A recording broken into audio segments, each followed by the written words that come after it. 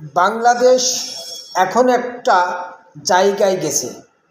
আপনারা কখনো কল্পনা করতে পেরেছিলেন যে শেখ হাসিনা এত সহজে পালাবে? যখন শেখ হাসিনা পালায় তখনও কিন্তু তার বল শক্তি, পুলিশ প্রশাসন সব কিছু নিয়ন্ত্রণে ছিল, তারপরেও পালাতে হয়েছে। তো এত শক্তি নিয়ে দীর্ঘ 17 বছর নিজেকে গুছিয়ে 41 সাল পর্যন্ত ক্ষমতায় থাকার একটা মানসিকতা তৈরি করার পরও চলে যেতে হলো, পালিয়ে যেতে হলো, ভারতে দাদাবাড়ি যেতে হলো। তাহলে আপনি আর আমি কি?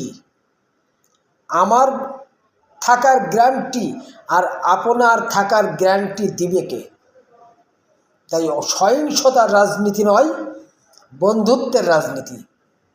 আমাদের রাজনীতি হবে বন্ধুত্বের রাজনীতি, ভালোবাসার রাজনীতি, দেশপ্রেমের রাজনীতি, স্বাধীন সার্বভৌমত্ব রক্ষার রাজনীতি। এই রাজনীতি করেন সারা জীবন বাংলার মাটিতে থাকতে পারবেন।